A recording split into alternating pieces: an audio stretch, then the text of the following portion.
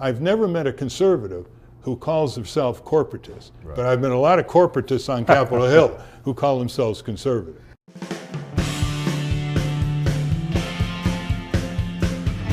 Hi, I'm Nick Gillespie with Reason TV, and today I'm happy to say we're talking with the one and only Ralph Nader about his latest book, Unstoppable, The Emerging Left-Right Alliance to Dismantle the Corporate State. Ralph, thanks for talking to Reason TV. Thank you.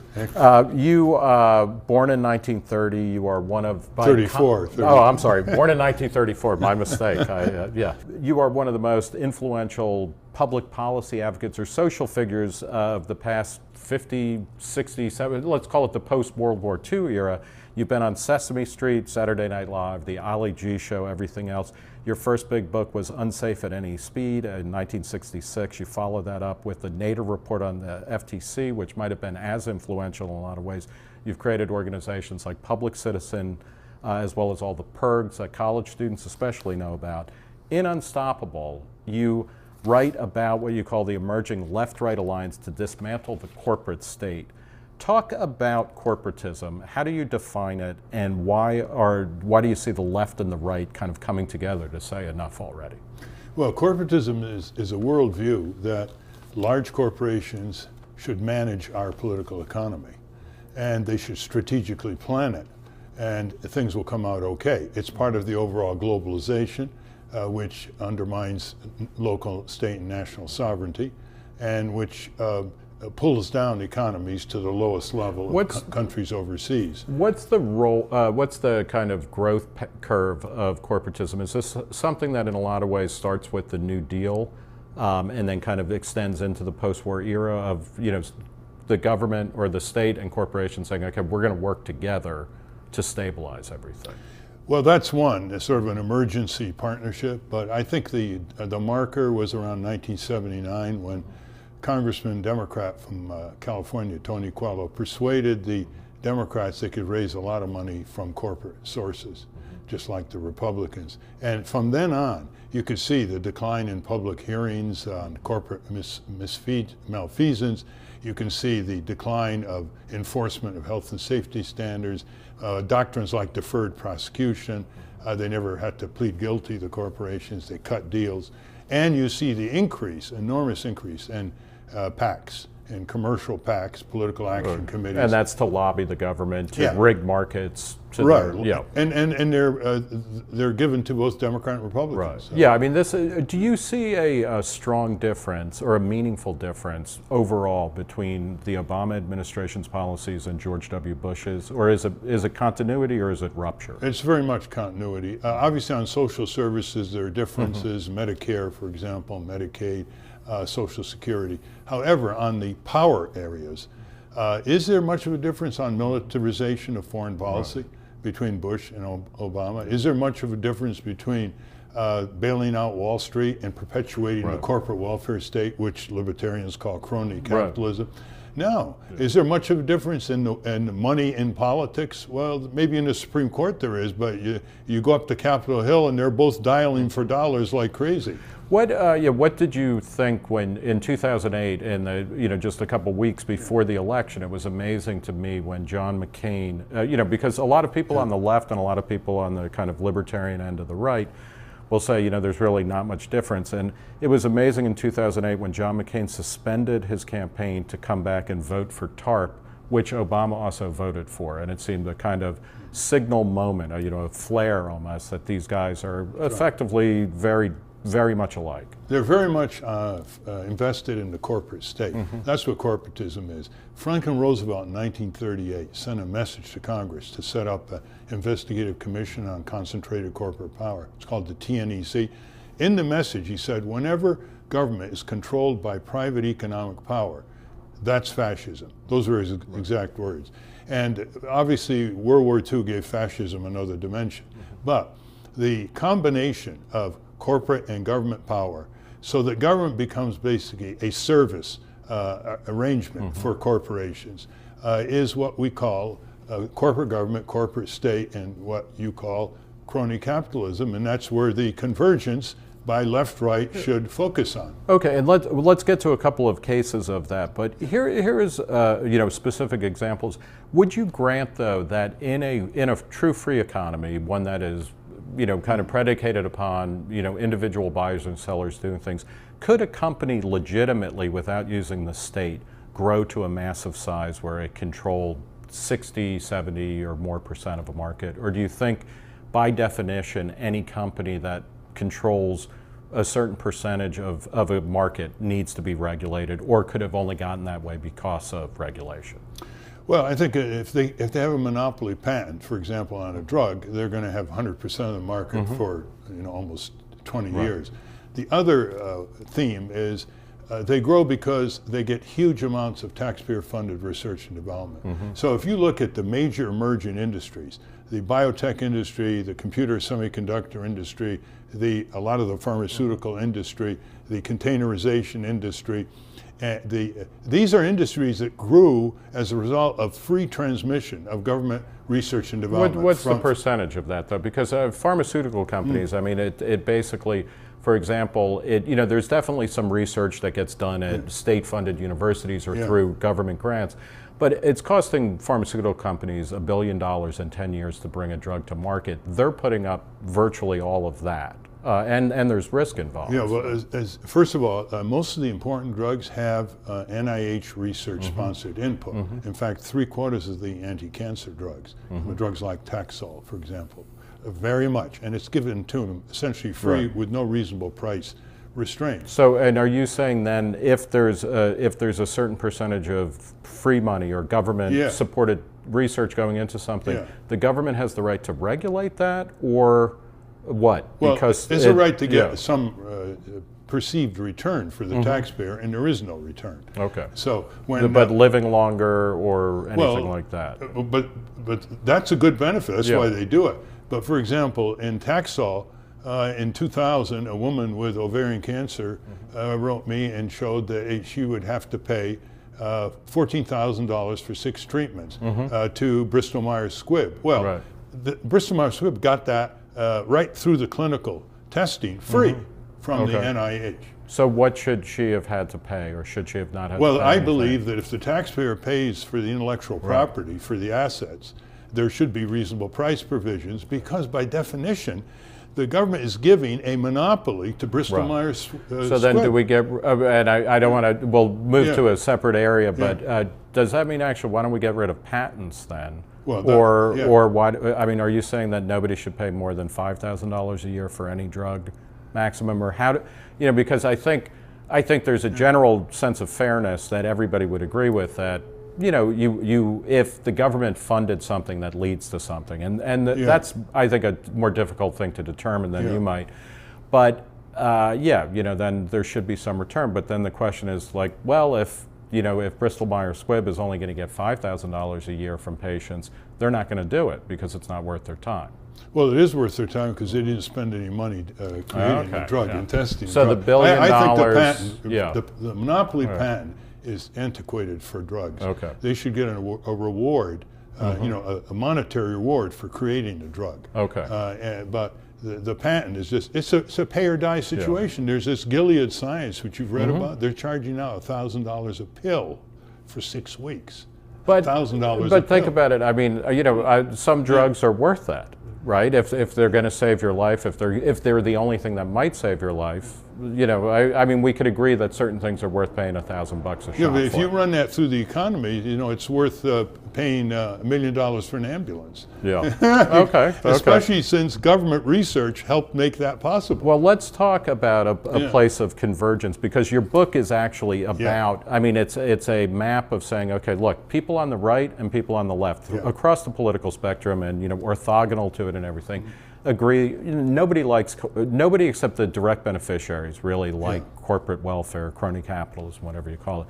And you tell an interesting story in the book about how you helped push airbags into being, and that it actually started not through a government mandate, but you went and talked to the guy who purchased vehicles for the federal government. Yes. Talk a little bit about that process. Yes, the government is a big consumer. It buys almost everything we buy: food, energy, transportation, plus missiles, which we don't They buy. Let's be clear, though, the government buys a lot more prostitutes than I think either you or I do.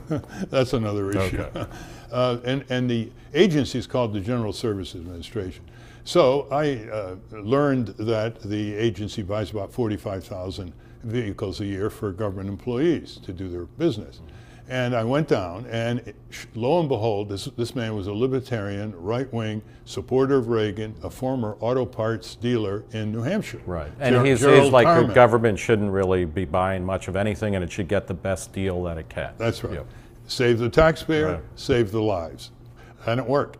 Yeah. And he put out a bid, and GM knew it was coming, so they accosted him at a social meeting, gathering, and said, "You shouldn't do this, Mr. Carmen." And he said, "Well, you know, the customer is always right?" Yeah. So Ford bid and on 5,000 Ford Tempos to put airbags, and the rest is history. So, but here is, I guess, a question, because I find that story and a lot of the stories in the book just fascinating, because there is, and I know you've worked with people like Grover Norquist of Americans for Tax Reform. Yeah. You know, so and you know, we see this all the time, where especially on things like military spending and national surveillance, civil liberties, huge convergence between the right and the left in a way that's genuinely different than 25 years ago. But then at some point, why, if airbags make sense, why should they be forced onto the auto industry, as opposed to, wouldn't consumers say, you know, nobody had to make VCRs mandatory or remote controls for VCRs mandatory. The market drove that. Isn't it enough of a demonstration project to say, hey, here's a way you can save federal employees' lives and overall money, and why wouldn't that have worked in the general population?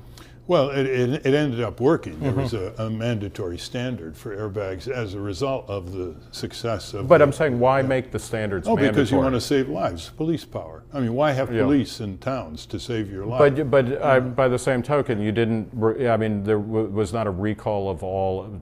You know, cars that didn't have airbags at the same time. So we recognize this is going to be phased in. What's wrong with allowing more of a voluntary opt-in rather than mandating a perceived, this is the one best way, let's mandate it for everyone? Because it saves lives. I mean, it's like fire prevention codes. You know, it's like having brake standards. It's like having. I get all of that, but we understand that there's always going to be a phase-in, because we don't actually say, okay, when we up fire standards, we don't tear down all the old buildings and rebuild them. Well, you can rely on the auto companies to coerce a phase-in. They keep delaying and delaying. Well, and we'll talk more about the auto companies, which are near and dear to your heart. Right. You do not own a car? No. Okay, and is that because of the auto companies, or nobody will sell you one? Or no, actually, if I bought a car, they would advertise it. That's true. So that's a different problem. Okay. Well, you know, one of the things you in the book, and to go back to this question of convergence, which I think a lot of libertarians would be very interested in, and you've been working with, you know, various groups on things, is that you revisit the agrarians of the 1920s and 30s. You know, these are people on the old right. You have some kind words about Ludwig von Mises in the book, and say that he's often misrepresented by what you would consider corporate capitalists. As well as Adam Smith, Friedrich Hayek. And even people like Marx. I mean, you know, it's clear that their contemporary people who invoke them often distort them to their own purposes. Talk a little bit about what you find powerful about the agrarians in particular, because you spend a lot of time talking about people like Alan Tate and a few others. Yes, well, they were reporters, poets, farmers, people who would call themselves conservatives. Right. And they had a very sophisticated philosophy of power. First of all, they believed in the first principle of capitalism, which is defied by Wall Street, which is, if you own property, you should have some reasonable control over it, okay?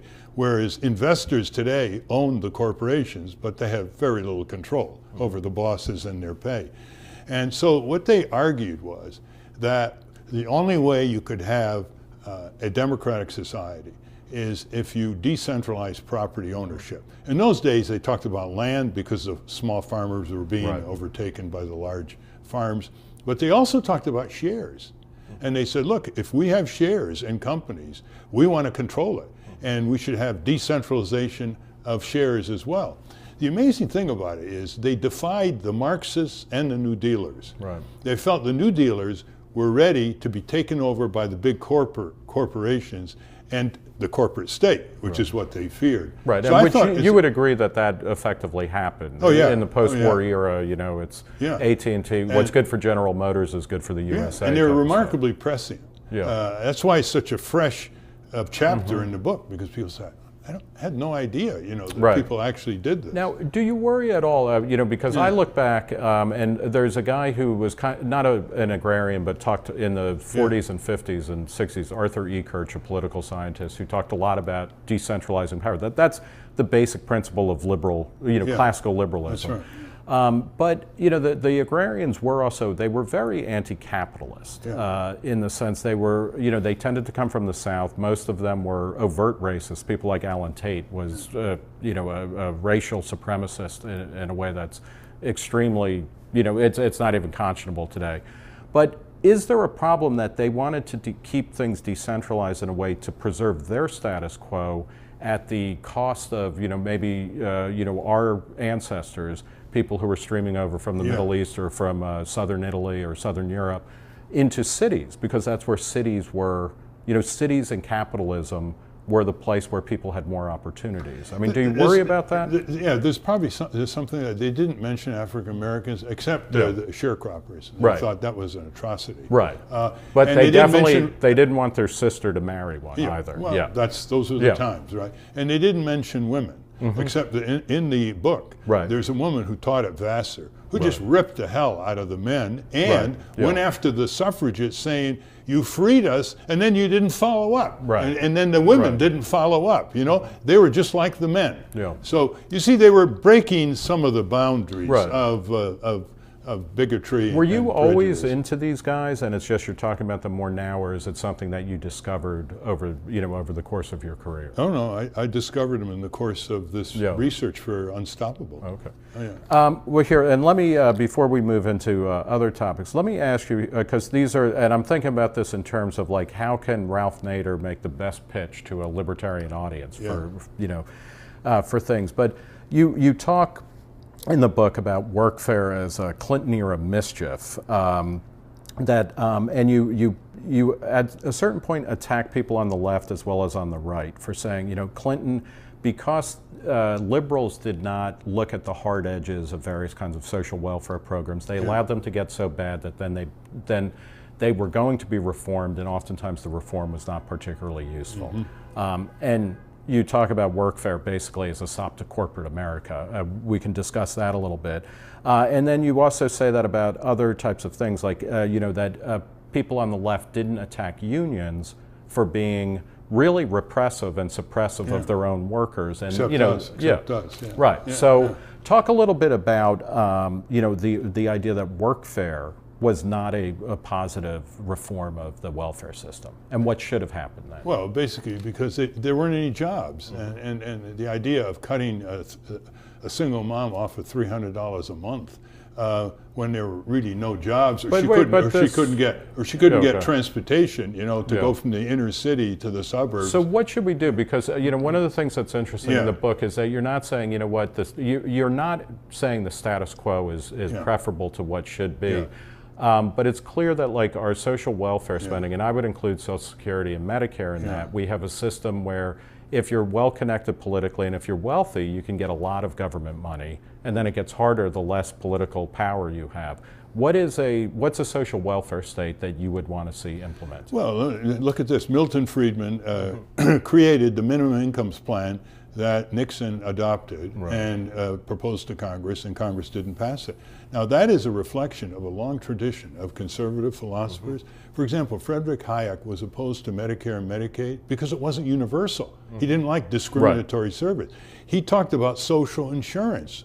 And these revered conservative philosophers, which are used by Congressman Paul Ryan and others and misused, they actually believed in public works. They believed in social insurance. They believed in basically paying a decent wage. I mean, Adam Smith would say, you know, the workers are the economy. How can you not pay them a decent wage? Okay, well, two things, and let's talk about the wages in a second, because you're right about, Friedman proposed a plan, and it ended up in a very distorted way becoming the earned income tax credit, which does something different, but a guaranteed minimum income essentially, or a negative income. Would Hayek say, well, Medicare is okay because if everybody had it, because it's already killing the country, it's already bankrupting the country, there's no way to control its costs?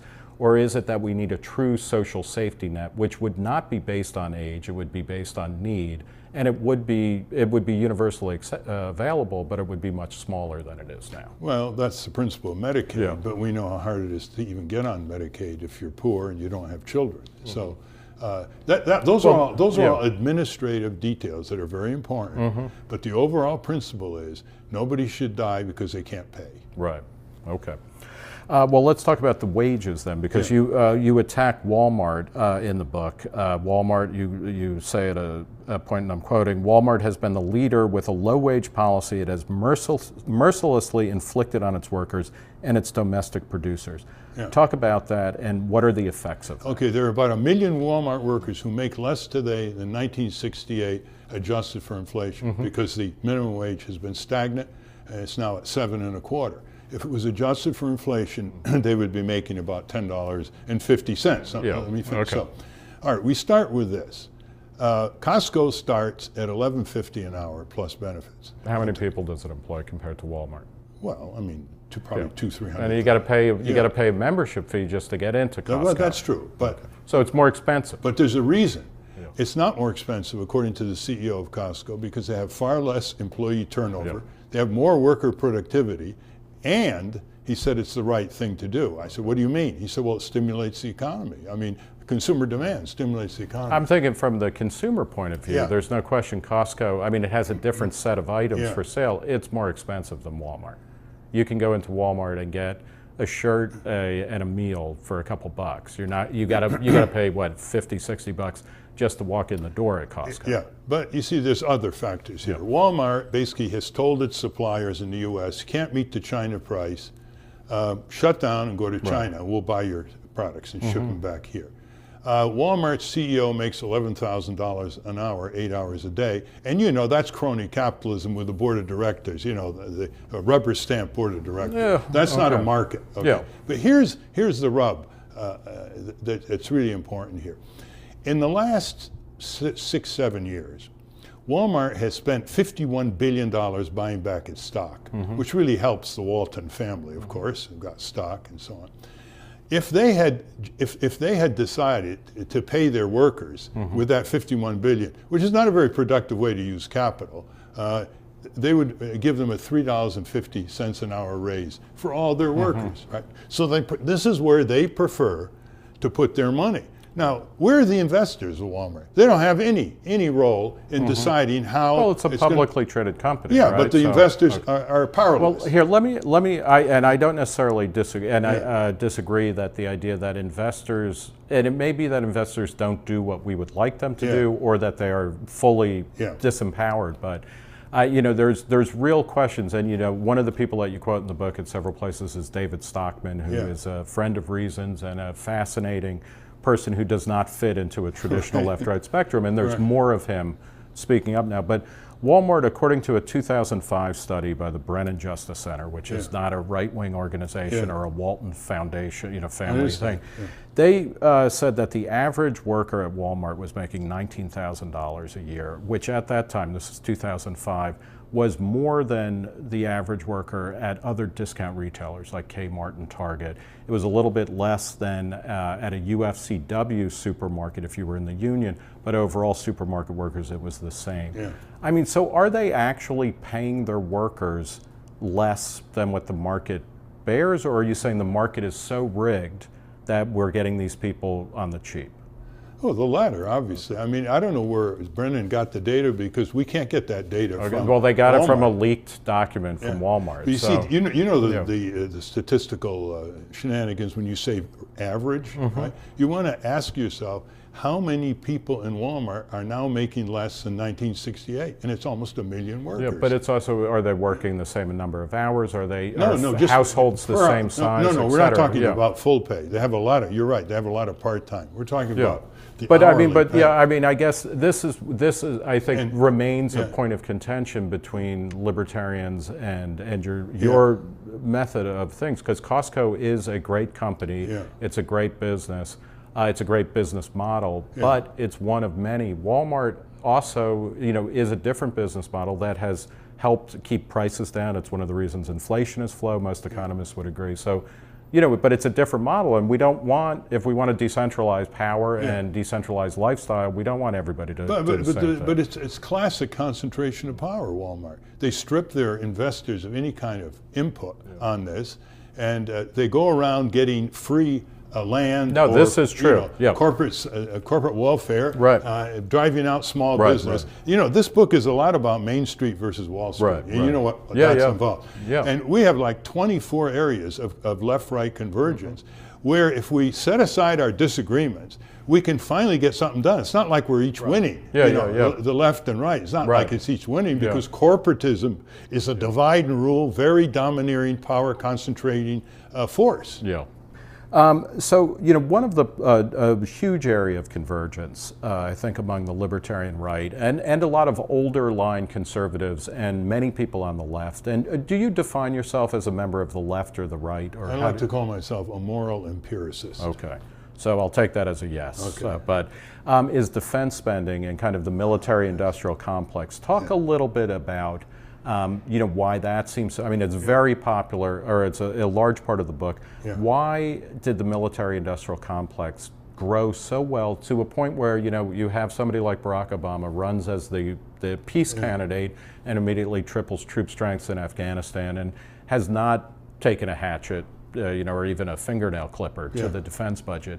How did the military-industrial complex just rise to its supremacy? Well, first of all, it exaggerates foreign perils.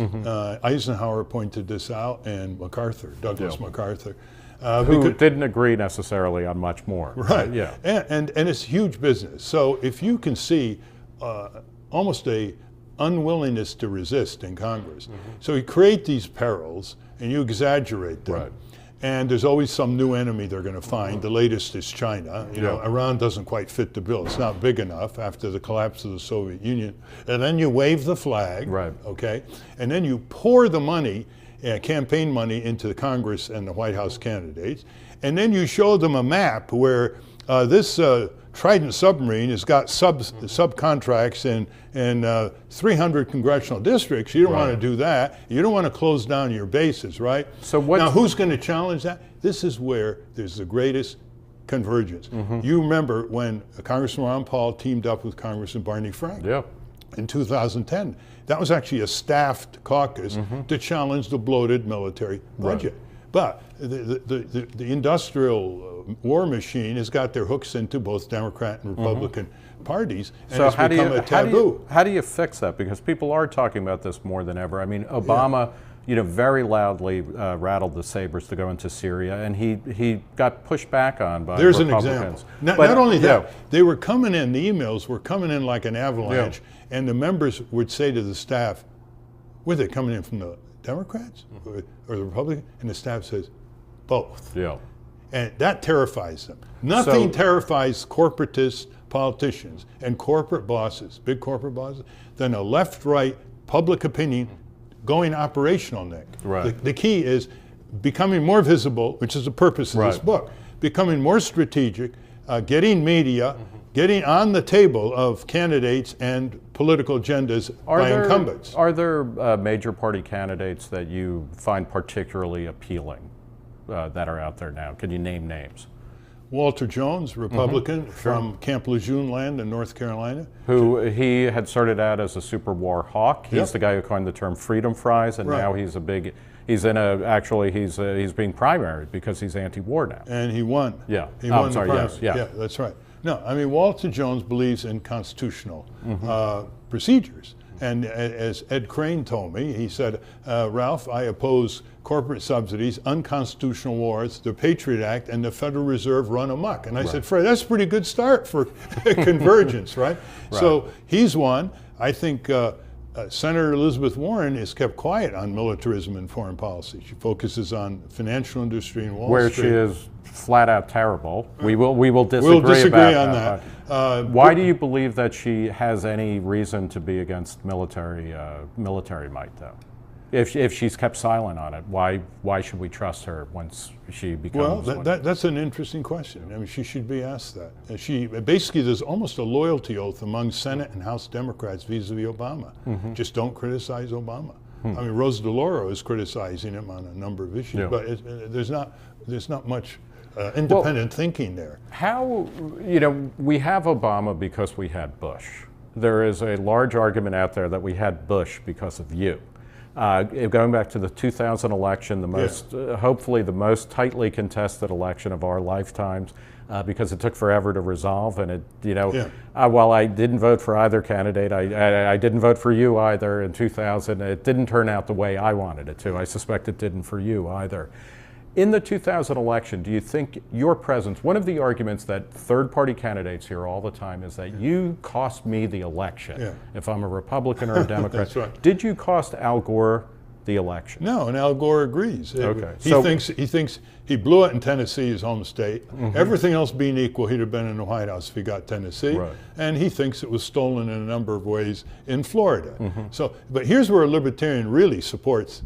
Everybody has an equal right to run for election. Right. If everybody has an equal right, then we're either all spoilers of one another trying to get votes from one another, or none of us are spoilers. We're not second-class citizens because we're a Green Party candidate or Libertarian Party candidate. I have no trouble with libertarians on that. Right. So, and the most interesting thing is, I mean, the brass of these two parties, they control the election commission, they control the election machinery, so they keep you off the ballot, harass you, file lawsuits, delay you, exhaust you. You're lucky if you have an eight-week post-Labor Day campaign to breathe in. Yeah. And the other thing is, they created this corporation called the Commission on Presidential Debates, the two parties, and they decide who gets on and who doesn't. And after Perot got on in 1992, no way was anyone else going to get on. That's why Jimmy Carter, for a number of reasons, who's monitored a lot of elections, said last year the U.S. is no longer a functioning democracy. Do you agree with that? Oh, I do. Oh, well, I don't know if I would put it quite that way, but I agree completely that no third-party candidate has ever cost anybody, a major party candidate, an election, because it presumes that all of our votes rightly belong to the Democrats or Republicans. It's like they own the votes, the two-party duopoly. No, and so, yes, so you do not feel at all responsible, nor should you. Let's talk about something that I think you would want to be partly responsible for, which is your role in airline deregulation, which now, when airline deregulation gets held up, it's usually by liberal Democrats who say this is a terrible thing. Talk a little bit about why you and Ted Kennedy, as well as Alfred Kahn, an academic economist at Cornell, who is a Democrat politically, as well as people like Bob Poole of Reason Foundation, were all pushing for the deregulation of airline ticket prices and airports in the 70s. Yeah. Well, it was simple. It was not just deregulation of airlines, it was railroads, it was trucking, it was buses. And in many ways, trucking gets the least juice, but it was the most important to deregulate interstate trucking. Yeah, and one of the most successful. Yeah. But it was what we call cartel regulation. In other words, it regulated markets, it regulated entry of new challengers by blocking them, exactly what the airlines wanted. I mean, they created the Civil Aeronautics Board in 1937. So in the late 70s, we started getting congressional hearings, and we said, look, I mean, there's no competition under cartel regulation. The fares are too high. The service is lousy. Routes aren't being opened up. So break it up. Get rid of the cartel regulation. Allow People's Express to, fly from New York to Buffalo for $35 or whatever. And for a while, it worked. But you see, when I testified against cartel regulation, I had two reservations. One, there had to be strong antitrust enforcement, and two, there had to be safety standards. Well, there wasn't strong antitrust enforcement. The Department of Transportation approved 32 out of 32 airline mergers. So now you have fewer airlines dominating the entire market than you had in the cartel days. But by the same token, airfares are cheaper in inflation-adjusted terms. Direct flights are not as frequent, but it's also because people live in different areas. So, I mean, would you say... It had a lot of benefits, Nick, for a lot But you think not so. It had a lot of benefits, now, but the oligopoly is reasserting itself. But what does it, I mean, what bothers you other than that there are few firms? Because this is a basic kind of free market or libertarian approach would be, it doesn't matter how many firms are in a business as long as there is actual free entry and no barriers to entry, because even a monopolist has to act as if they're about to be taken on in a price war.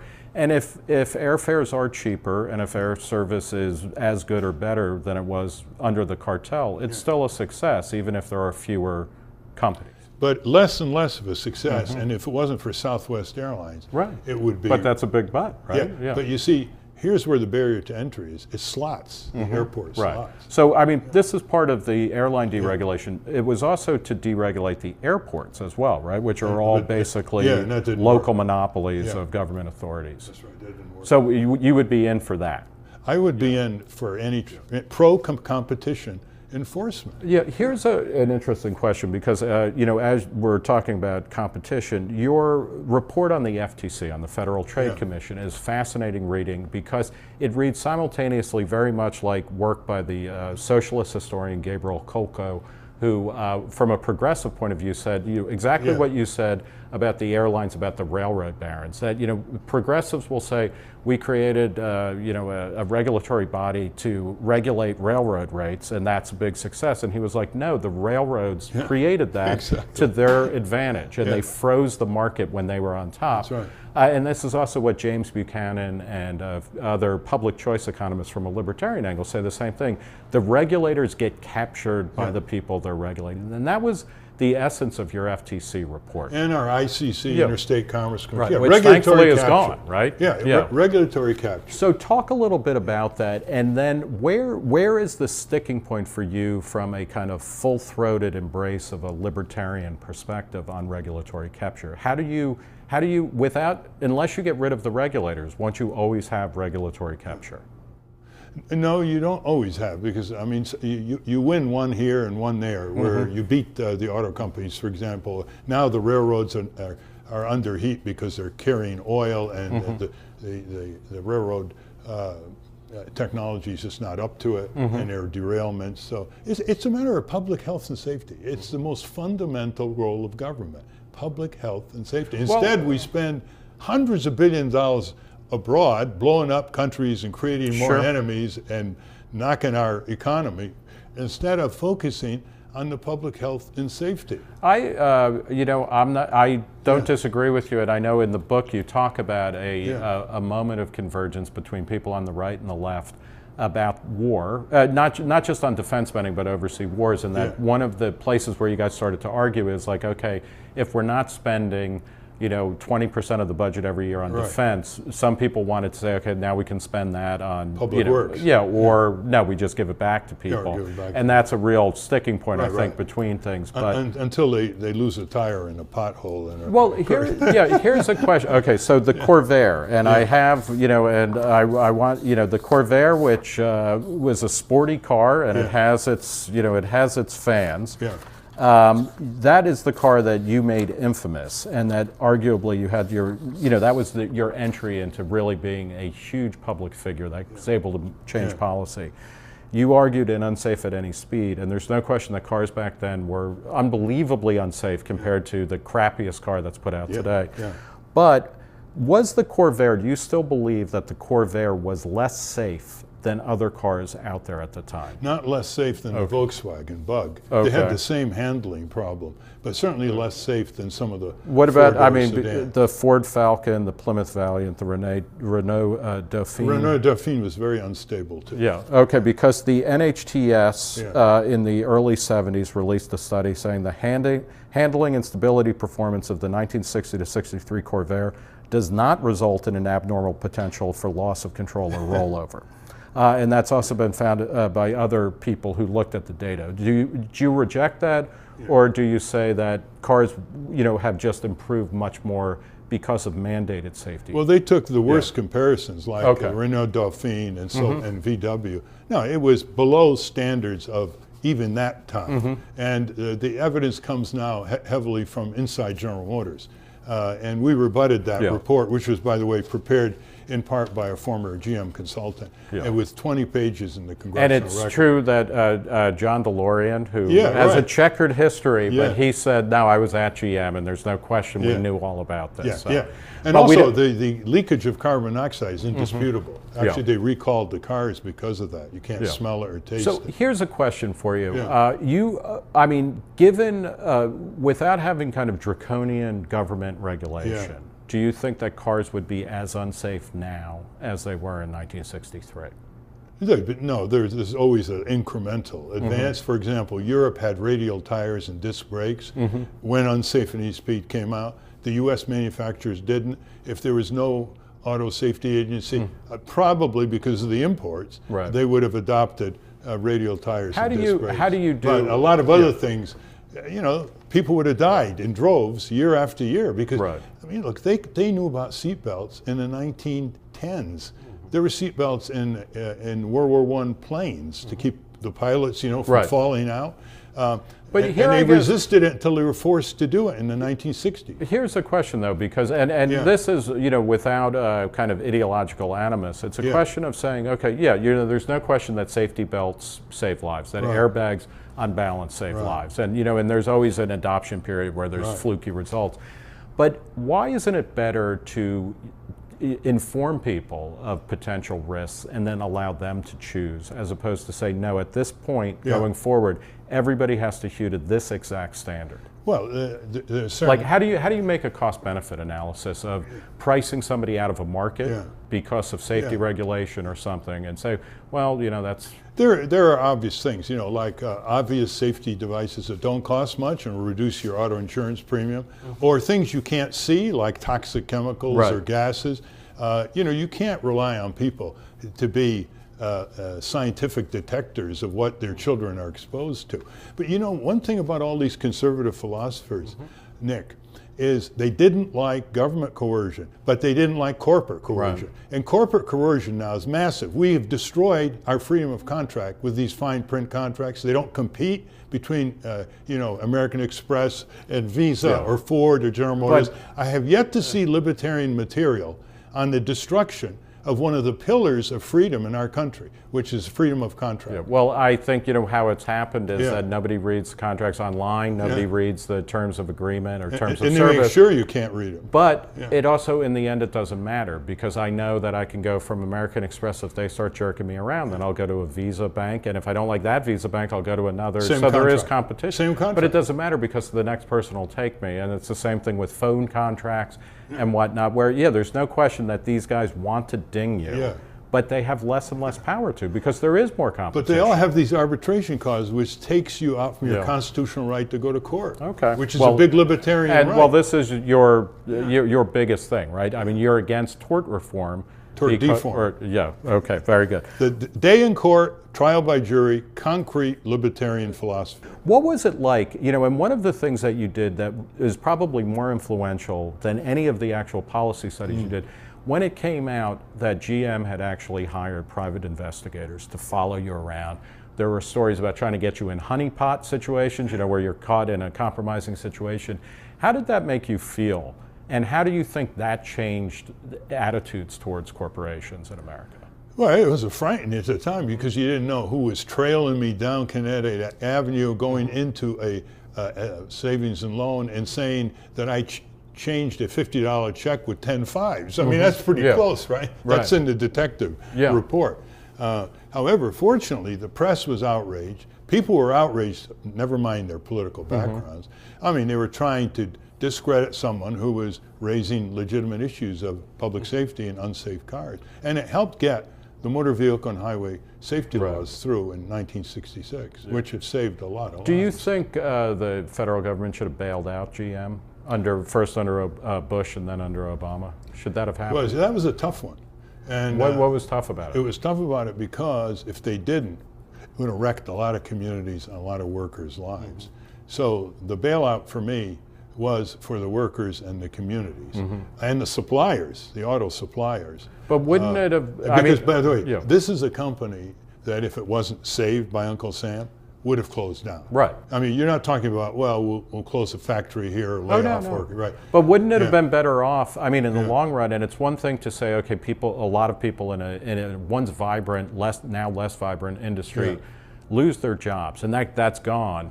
And then we help them until they can get on their feet, as opposed to saving a company which we know, is now back. They managed to name their first woman CEO just in order to have her testify about faulty ignition switches in front of Congress. I mean, why are we propping up a company which has again and again earned the public, kind of ire? Yeah, well, normally I couldn't agree more, but they had hundreds of thousands of workers by the throat. But those workers would go elsewhere. I mean, they would be picked up by other companies, and then the people. When would it go elsewhere? But then are we stuck then where we will, if we live to be another 100 years old, we will be still talking about the next GM bailout because we can't. Because what brought down GM especially was their finance arm. They shouldn't have been in that business. They started playing around with derivatives like GE Should credit. They be you forbidden? See, if GM, back in the 60s, when GM had like 65% of the market, because of protection. Because the imports couldn't come in. The antitrust division actually had an indictment ready to break them up under the antitrust law. Now, had they broken them up into 5 companies, you would not have had this problem of the GM bailout. By the same token, the finance arm was the only arm that was making money for it. Well, that was part of GM's mismanagement. I mean, it's bad management about their cars as well. Should it be, absolutely, but should it be the role of people that aren't, I don't drive a GM car and I don't own stock in GM, why should I be involved in their governance? Shouldn't that be up to the stockholders and the people who are foolish enough to buy a GM car? Well, obviously, if they bailed out, in return, the U.S. government owns 62% of GM. And what they should have done with that ownership was restructure the company so it never happens again. That's the problem. I think the only way it's never going to happen again is if they let it die. But again, a point of disagreement, but there's a lot of convergence here. And now I want to talk about the most shameful, probably the most shameful episode in your career, which is in November 1971, Reason republished a story of yours called You Can Fight City Hall, which had originally been published in the Freeman, a great it's the oldest kind of continuously published libertarian magazine in the country. And this was about a public housing project in your hometown of Winston, Connecticut, which was going to be passed, and then individuals in the community rose up to put it down. What was that story? And talk a little bit about that. And what is interesting here is that you are in favor of mass movement, of mass mobilization, and against experts telling people how to live their lives. Well, that's a long discussion. But in this particular case, there were empty apartments, reasonably priced, owned by private real estate people. So why? And who were willing to rent, right? Of course. I mean, so it wasn't even like they had some reason they weren't renting. No, they were empty. And so the argument was, why should local taxpayers who pay federal taxes set up public housing units when you have available housing in the area? I mean, the whole principle of public housing, and one reason, by the way, Senator Robert Taft supported public housing in the 50s, Mr. Conservative, was when there was no housing. And that wasn't the case in this town, so I spoke out against it. Do you bring up an interesting question, and it's a huge thread in Unstoppable about how the kind of modal right-winger is now very different than what, that Robert Taft, if Robert Taft wouldn't have recognized, Newt Gingrich as a conservative, something has changed, or Paul Ryan as a conservative. Do you think there has been a similar shift on the left, or in the Democratic Party, where, I don't know who would be a archetypal Democrat, say John F. Kennedy, would he recognize Barack Obama as being in the same party, or has the modal Democrat moved as far out as you would argue the typical conservative? No, actually they've been very consistent and not bold enough. I mean, the total support of the military-industrial complex and empire and war by Barack Obama, Hillary Clinton, is staggering. I mean, it would stagger Eisenhower. It would even blush Nixon. Yeah. You know, Reagan, you know, when he called the evil empire, the Soviet Union. Which you would agree with. You were a critic of the Soviet Union. You're not a commie. Yeah. Okay. And when he saw 200,000 people marching for nuclear arms control, and he saw well-dressed Republicans among them, he turns around and he breaks ground with Gorbachev. Right. Yeah. So, and it was Nixon who went to China. You know, it was Kissinger. You know, some of us wish he had never come back. and they don't get freaked out by challenges from the right, like Buchanan. The Democrats go nuts from challenges from the left. I mean, we were sued 24 times in 12 weeks in the summer of 2004 to get us off one state ballot after another. Yeah. And it didn't, well, it kind of worked, right? You had a much weaker showing in 2004. It did work. So. It totally exhausted us. One time we got a notice to be in 9 Pennsylvania state courts on Monday morning. Right. Here is, speaking of criticism from the left, you know,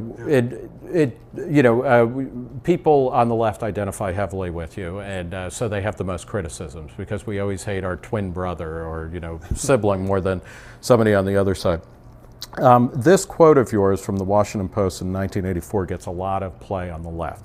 I don't think there is a role for unions in small nonprofit cause organizations any more than within a monastery, from the Washington Post. Do you stand by that? And what is your general attitude towards unions? Unions are needed vis-a-vis the large companies who can basically abandon our country, close them down, go to fascist and communist regimes and set up where they put their workers at 80 cents an hour in their place. But in your words, nonprofit, first of all, nobody's making money. I mean, you don't have a guy making $10,000 an hour. And second, it's a completely different mission. It's a charitable mission, an educational mission, and it's overwhelmingly white collar. You don't have dungeon factories, you don't have asbestos, you don't have chemicals. I'm glad that we didn't show you the first floor of the Reason offices where we're doing all of that. But what about in the public sector? Because, you know, Franklin Roosevelt was against public sector unions. A lot of people were. Should there be public sector unions?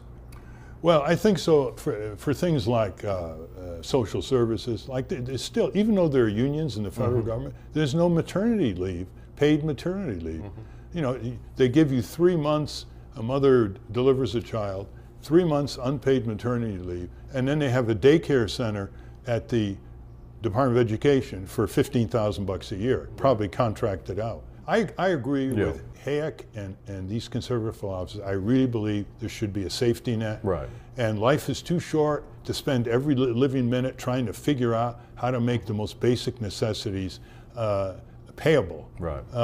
You know, here's the difference probably between libertarians and me. And that is, I believe people should get a living wage. They should have the right to associate through collective bargaining, because that's what investors do through corporations. And they should get a return on their taxes. The taxes should not go to football stadiums. It should not go to, you know, the 12th aircraft carrier that we don't need. It should go back to the common good that people can't do for themselves, like public transit, say, like sewage and water systems.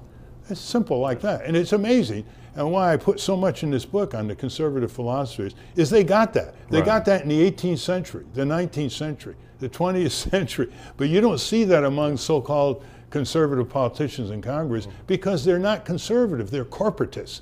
I've never met a conservative who calls himself corporatist, but I've met a lot of corporatists on Capitol Hill who call themselves conservative. The Left Business Observer, run by Doug Henwood, who's a smart guy on the left, he finds a lot to like in your life, certainly in your life and in your politics and everything. But except when I'm running for president. That's right. Well, this is everybody on the left, because the Nation, every 4 years, they dust off that old letter saying, Ralph, we agree with you on everything, which is why you should never run for president. That's right. But he talked about your brand of humorless hair shirt politics, that there's a lot of pain and not a lot of laughter, or a lot of, you know, I mean, a lot of humor or a lot of irony in your politics.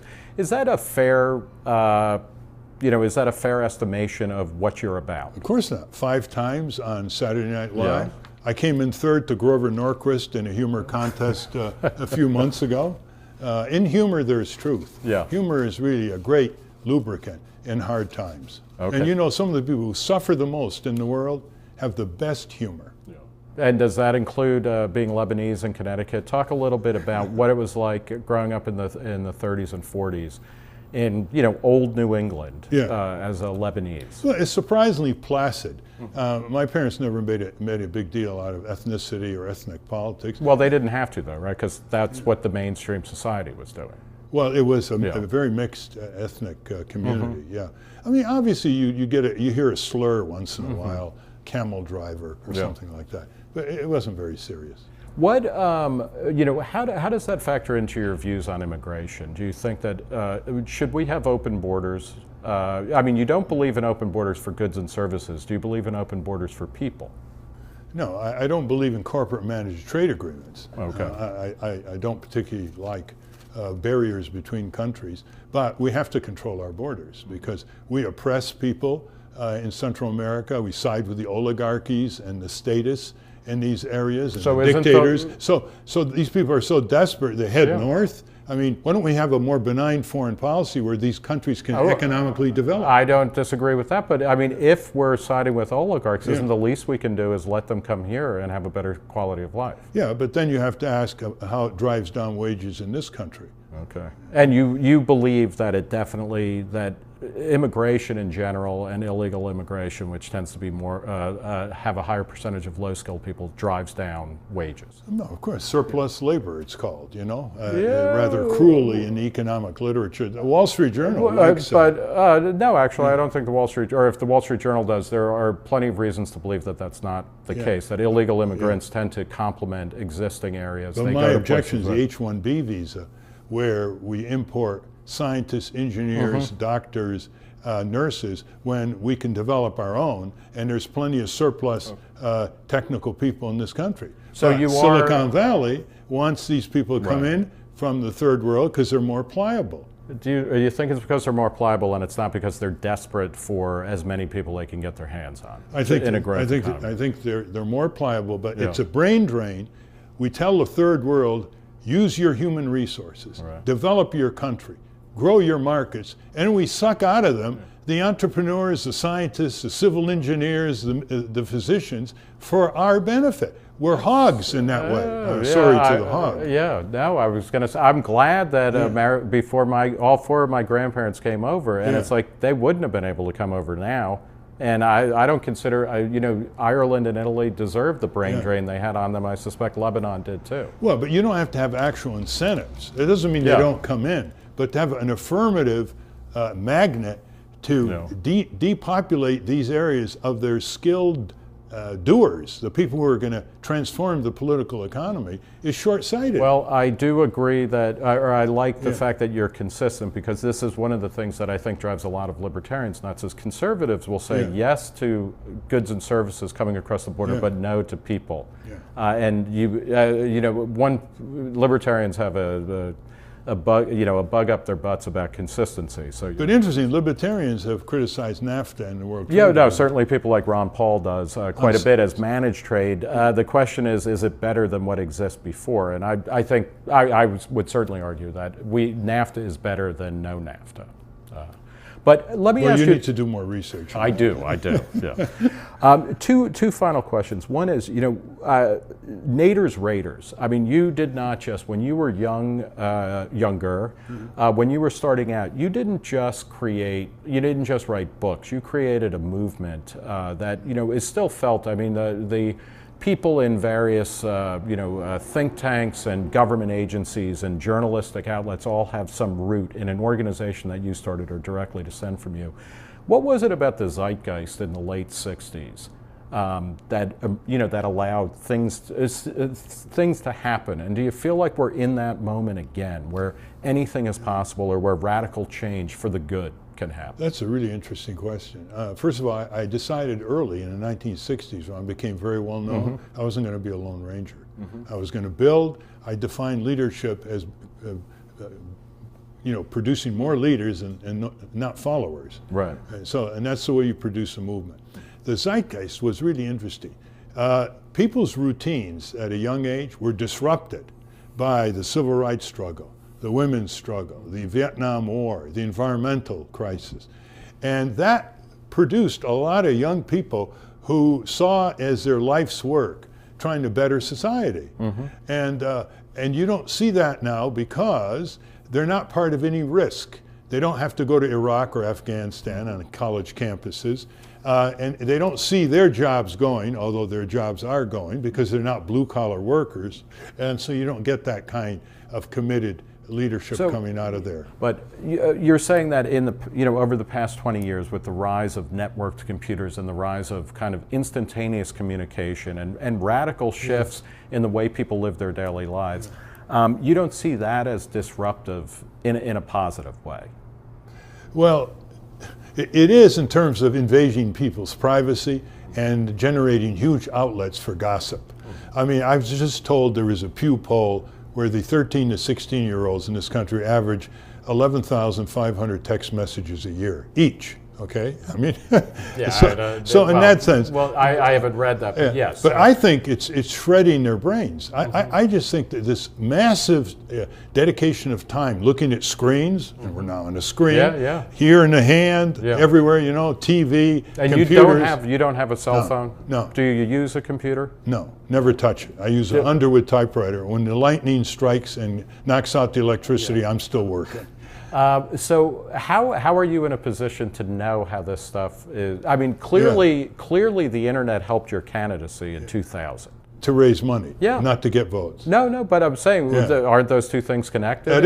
Well, that's important. So I mean, but you're saying that the shift in the zeitgeist in the 60s was because young people's lives were being disrupted with the threat of violence, either being killed or if you were a woman, not having equal rights or a minority, and that the disruption now is not moving towards a positive social end. No, basically it's anesthesia. It's addiction. It's internet addiction. So this is like Brave New World. The internet is Soma, the drug that people drink in Brave New World. No, we're beyond the Brave New World except for Soma. Ask the NSA. It's a very serious problem. We have to re-examine what this technology is doing to us of at all ages. And what it is, it's not getting people to show up. Half of democracy is showing up. Marches, demonstrations, city council meetings, going to vote. And people are not doing that. They're watching screens. Which, and I would be remiss if I didn't ask you about this. You, a couple of years ago, you referred to games and gamers as electronic child molesters. The companies, you stand by that. The companies are seducing the young at their weakest point, where you have 2-3 million people of young age immediately playing a new video game. You wouldn't have. Isn't that community? Well, that's fine. Going around the campfire. That's fine. But it's a proportion. Do you really want to be addicted to this? I mean, some parents tell me these games take 10 hours a day of some of these kids. Well, if you let them, I mean, but it could be something else, right? But, well, I guess as a final question then. Here's where I draw the line, Nick. Virtual reality is okay, watching internet. But where things really happen is reality. And if the young generation is spending more and more time in virtual reality, watching screens, and the quality of what they're watching, right, they're not going to inherit the civic engagement and responsibilities of their elders. So as a final question, and I would actually disagree that those two things are in parallel, as opposed to they intersect. Virtual reality, online communication, and the real world are intersecting, but except in the allocation of time. Well, so are you optimistic? We've seen vast changes over the past 50 years in American society. You've been a huge part of that, without exaggeration. Do you think that the potential in 50 years from now will have moved as far forward as we did in the past 50 years, or are we going into darkness? Contrary to a lot of opinion, I think science and technology is being used by concentrated power to close out deliberative democracy, to close out thinking for oneself, to increase conformity under the guise of liberated text messaging. And when you go into genetic engineering, controlled by Monsanto and others, the seeds, the flora, the fauna, you go into nanotechnology. These are hugely transformative technologies that are not under a frame of democratic processes. So I always am optimistic because I like it as a strategy. When I was at Princeton, I studied the philosophers of pessimism like Schopenhauer. I was not convinced, and I see pessimism as a self-indulgence and a cop-out. All right. Well, we will leave it there with Ralph Nader, whose latest book is Unstoppable, the Emerging Left-Right Alliance to Dismantle the Corporate State. Ralph, I'll look forward to the next book and the next conversation. Thanks, Nick.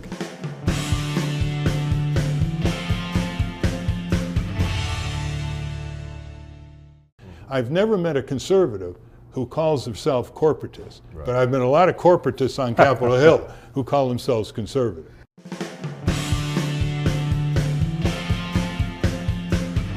Hi, I'm Nick Gillespie with Reason TV, and today I'm happy to say we're talking with the one and only Ralph Nader about his latest book, Unstoppable, the Emerging Left-Right Alliance to Dismantle the Corporate State. Ralph, thanks for talking to Reason TV. Thank you.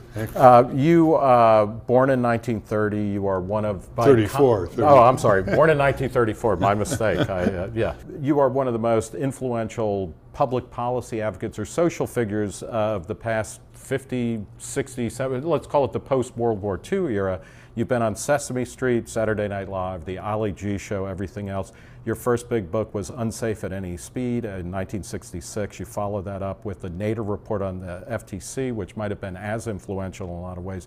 You've created organizations like Public Citizen, as well as all the PIRGs that college students especially know about. In Unstoppable, you write about what you call the emerging left-right alliance to dismantle the corporate state. Talk about corporatism. How do you define it, and why do you see the left and the right kind of coming together to say enough already? Well, corporatism is a worldview that large corporations should manage our political economy, and they should strategically plan it, and things will come out okay. It's part of the overall globalization, which undermines local, state, and national sovereignty, and which pulls down economies to the lowest level of countries overseas. What's the role? What's the kind of growth curve, or could have only gotten that way because of regulation? Well, I think if they have a monopoly patent, for example, on a drug, they're going to have 100% of the market for almost 20 years. The other theme is they grow because they get huge amounts of taxpayer-funded research and development. So if you look at the major emerging industries, the biotech industry, the computer semiconductor industry, a lot of the pharmaceutical industry, the containerization industry, these are industries that grew as a result of free transmission of government research and development. What's the percentage of that, though? Because pharmaceutical companies, I mean, it basically, for example, there's definitely some research that gets done at state-funded universities or through government grants, but it's costing pharmaceutical companies $1 billion in 10 years to bring a drug to market. They're putting up virtually all of that, and there's risk involved. Yeah, well, first of all, most of the important drugs have NIH research-sponsored input. In fact, 3/4 of the anti-cancer drugs, drugs like Taxol, for example, very much, and it's given to them essentially free with no reasonable price restraint. So, and are you saying then, if there's a certain percentage of free money or government-supported research going into something, the government has the right to regulate that, or what? Well, because there's a right to get some perceived return for the taxpayer, and there is no return. Okay. So but living longer or anything like that. But that's a good benefit. That's why they do it. But for example, in Taxol, in 2000, a woman with ovarian cancer wrote me and showed that she would have to pay $14,000. What did you think when in 2008, and just a couple weeks before the election? It was amazing to me when John McCain, because a lot of people on the left and a lot of people on the kind of libertarian end of the right will say, there's really not much difference. And it was amazing in 2008 when John McCain suspended his campaign to come back and vote for TARP, which Obama also voted for. And it seemed a kind of signal moment, a flare almost, that these guys are effectively very very much alike? They're very much invested in the corporate state. That's what corporatism is. Franklin Roosevelt in 1938 sent a message to Congress to set up an investigative commission on concentrated corporate power. It's called the TNEC. In the message, he said, whenever government is controlled by private economic power, that's fascism. Those were his exact words. And obviously, World War II gave fascism another dimension. But the combination of corporate and government power, so that government becomes basically a service arrangement for corporations, is what we call corporate government, corporate state, and what you call crony capitalism, and that's where the convergence by left-right should focus on. Okay, and let's get to a couple of cases of that. But here is specific examples.